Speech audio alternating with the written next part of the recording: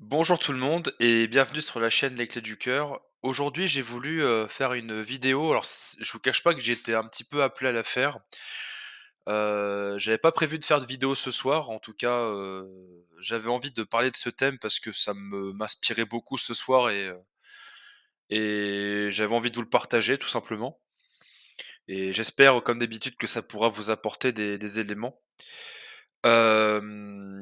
Comme vous allez le voir dans le titre de la vidéo, ou du podcast, je vais, du coup partager en fait, et bien tout simplement des choses par rapport aux émotions et vous aider en fait à peut-être mieux les comprendre et à mieux les appréhender également et surtout de vivre avec parce que je crois que ça reste l'essentiel, notamment pour mes amis les hypersensibles. Hem Et bien c'est parti, je vais commencer.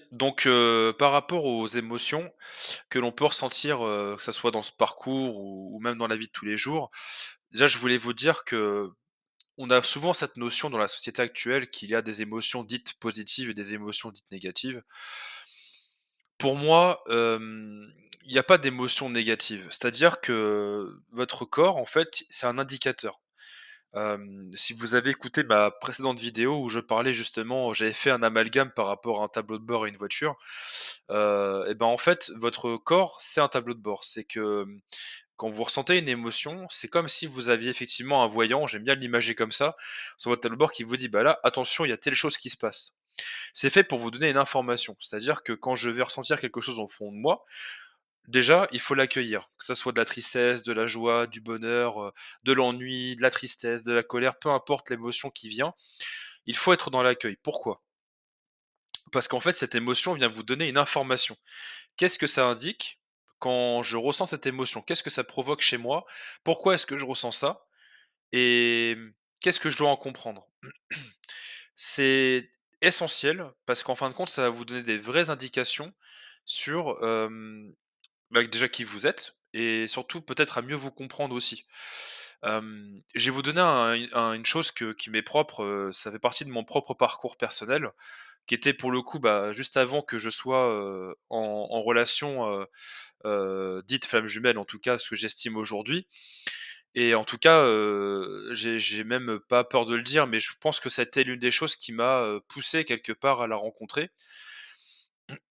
Hem Comment je pourrais vous décrire ça? Quand je devais avoir, ouais, c'était il y a à peu près 4 5 ans, je dirais de tête comme ça.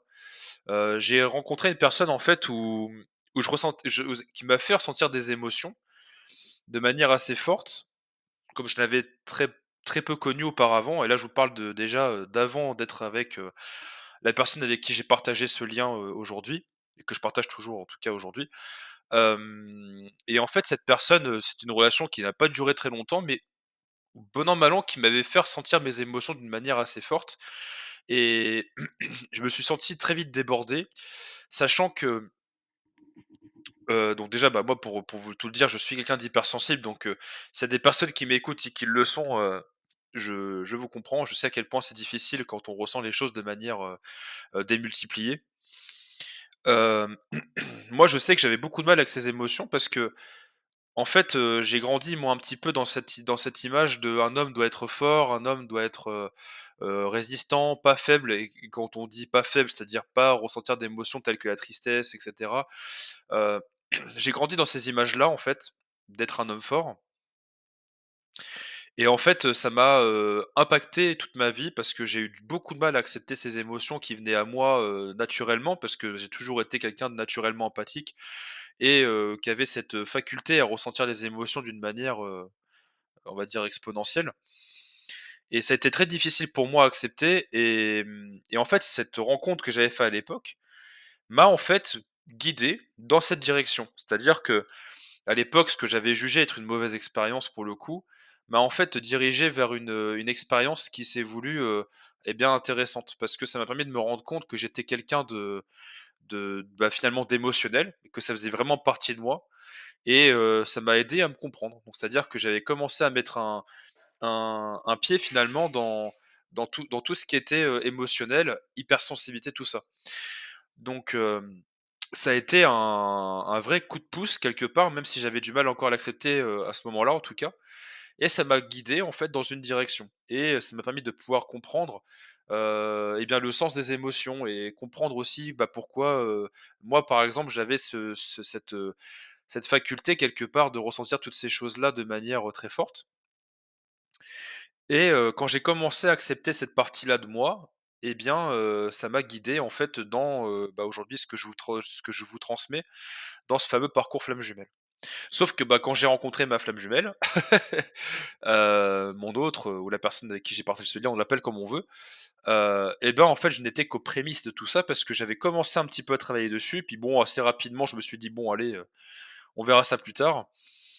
Heu et en fait, c'est très vite revenu sur le tapis parce que, bah, forcément, ça a été mis en avant avec, bah, du coup, mon lien, que j'ai pu, expérimenter et d'ailleurs, ce qui est assez amusant, c'est de se dire que de l'autre côté, donc la personne avec qui je partageais ce lien était aussi une personne hypersensible et avait des émotions qui étaient, ressenties d'une manière très forte et elle avait elle-même du mal à les canaliser. Mais ce qui est marrant, c'est que c'était un peu un effet miroir. Bon, après je vais pas m'étaler là-dessus, mais ce que je veux dire, c'est qu'en fin de compte, tout est juste et que même des choses qu'on peut estimer comme être quelque chose de mauvais, peut finalement se transformer en positif par la suite et là, c'est un exemple parfait pour le coup que je vous donne.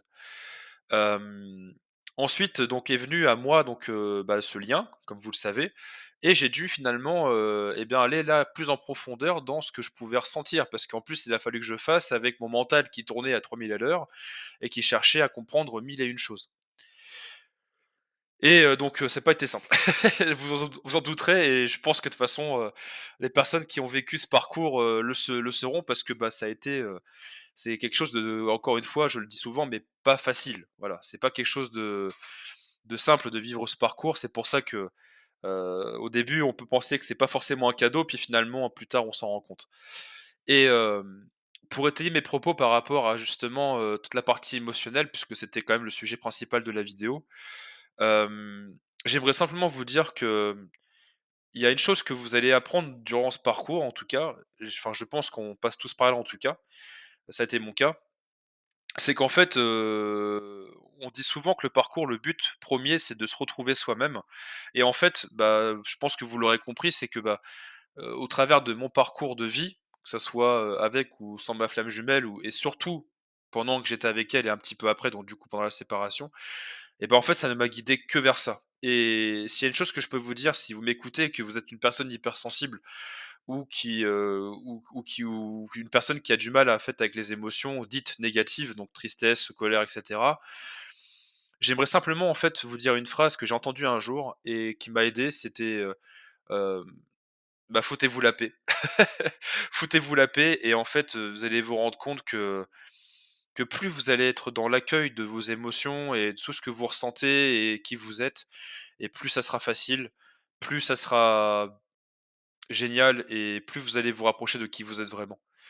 Et j'aimerais vous dire aussi que ne soyez pas bloqués non plus dans un monde de faux semblants, dans un monde qui est idéalisé, dans un monde où tout est beau, tout est rose, tout est positif.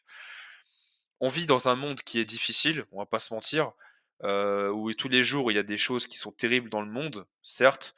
On vit des choses nous-mêmes difficiles au quotidien, que ce soit au travers de pertes de proches, d'animal, de compagnie ou d'autres expériences, peut-être même des fois la perte d'un emploi, enfin, il y a 1000 et une raisons et en fait, soyez dans l'accueil de tout ce que vous vivez. Peut-être que sur le moment, vous allez le prendre pour de la tristesse, c'est sûr, ou de la colère pour ce que vous vivez, notamment dans le parcours flamme jumelle. Ces émotions peuvent être mises à rude épreuve. Mais dites-vous que par la suite, en fait, vous allez ressentir d'autres émotions parce qu'en fait, c'est important de les accepter, de les accueillir, ne serait-ce que pour déjà, bah, faire son deuil parce que c'est important dans toute épreuve de la vie, en fait, on doit passer par ces fameuses étapes du deuil qui sont importantes et et j'ai même envie d'aller plus loin que ça, c'est que, bah, en étant dans l'accueil de ces émotions, bah, en fin de compte, vous êtes dans l'accueil de qui vous êtes vraiment. Parce que c'est OK d'être triste, c'est OK d'être, parfois en colère, c'est OK d'être en joie, d'avoir du bonheur, des fois de la tristesse, de l'ennui. Tout ça, c'est OK et ne soyez pas trop dur envers vous-même. Soyez dans l'accueil de tout ça et essayez d'essayer de justement d'analyser un petit peu ces émotions et de voir ce que ça apporte chez vous. et en fait, c'est grâce à ça aussi que vous allez pouvoir vous libérer de vos blocages émotionnels. Parce qu'en fait, quand on n'est pas dans cette, dans ce faux semblant, dans ces fausses croyances que finalement, bah, on doit être quelqu'un de positif, en permanence et être dans un espèce de rôle, heu, bah, en fait, on s'aperçoit que c'est pas bien. En fait, on est dans un faux semblant, et plus vous allez être proche de qui vous êtes vraiment, et plus avec le temps, en tout cas, je sais qu'au début, c'est pas facile, ça demande du temps et du travail, et je pense même que d'ailleurs ça demande peut-être, le travail d'une vie, pour vraiment, le maîtriser à 100. En tout cas, à mon niveau, je travaille toujours. Hem, je pense que c'est quelque chose en fait qui demande du temps, et il faut être dans l'accueil de tout ça, voilà. Hem, soyez vous-même, soyez vrai. Et pareil pour, ça me fait penser à une chose aussi qui est bien. Hem, j'ai souvent aussi ce truc d'entendre parfois qu'on on est trop gentil ou on donne trop, et cetera. Alors ça, je pense qu'effectivement, ça fait partie de nous aussi. On peut être une personne qui aime naturellement aider et être là pour les autres. Je pense qu'il faut savoir poser des limites, ça c'est un fait. Moi, j'ai dû apprendre à le faire aussi dans mon parcours, à poser des limites parce que je suis quelqu'un de très gentil aussi dans la manière de manière générale. Et puis d'ailleurs, je sais aussi combien, le terme gentil malheureusement est mal vu aujourd'hui. Mais, si vous êtes quelqu'un de naturellement gentil, et ben, soyez-le. Il faut pas en fait, être dans ce truc de se dire, «Faut pas être gentil, c'est ridicule, on va me prendre pour, un ou une imbécile». Soyez vous-même, c'est tout ce qui compte, et juste apprenez à poser des limites. Soyez vous-même. Il faut juste après simplement, se faire respecter, et ça, c'est autre chose. On peut être gentil, mais se faire respecter. On peut être, aimer aider les autres, mais tout en disant non parfois parce que, bah, on a nous-mêmes nos impératifs. Tout ça, ça s'apprend. Moi, c'est ce que je fais en coaching naturellement, bah, quand je fais des accompagnements. Ce sont des choses qui s'apprennent, pardon, et qui prennent du temps. Voilà, c'est comme ça. C'est comme beaucoup de choses, quand on apprend finalement à mieux se connaître et aller chercher tout ça en fait en soi, bah, ça prend du temps. Il faut déjà mettre de la conscience dans tout ça, et puis moi, vous me connaissez maintenant si vous m'écoutez, au travers de mes vidéos, c'est que pour moi, il y a 3 maîtres mots: équilibre, l'acceptation et l'accueil. Ce sont des choses en fait qui vont vous aider, à vraiment être et l'ouverture, pardon, je voulais dire, qui vont vous aider en fait à être dans un plein potentiel de qui vous êtes. Voilà. Je pense que j'ai fait le tour de ce que je voulais partager. Bon, c'était pas vraiment prévu que je fasse un podcast ce soir, j'avais envie de le partager, ça m'inspirait beaucoup. Hem, je pense que ce qu'il faut juste retenir pour conclure tout ça, eh bien, soyez vous-même, et soyez dans l'accueil de tout ce que vous pouvez ressentir, parce que c'est ce qui va vraiment vous aider à mieux vous comprendre et à vivre en fait de manière de plus en plus légère avec le temps. Passez par les moments de tristesse, il faut que vous pleurez, pleurez, c'est pas grave.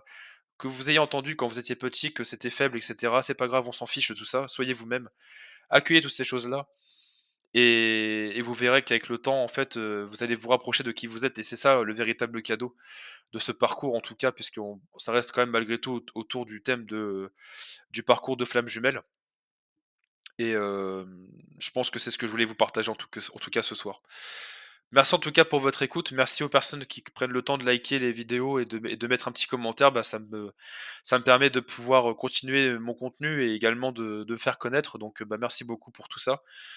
Si vous avez, des questions, si vous avez des besoins, comme d'habitude, vous avez l'espace commentaire pour ça. Si vous voulez le faire de manière plus privée, vous avez ma boîte mail qui est également disponible en commentaire. Hem et puis, je reste disponible si vous avez des questions. Merci encore et je vous souhaite une très, très belle soirée. Ou une belle journée suivant quand est-ce que vous écoutez. À très vite.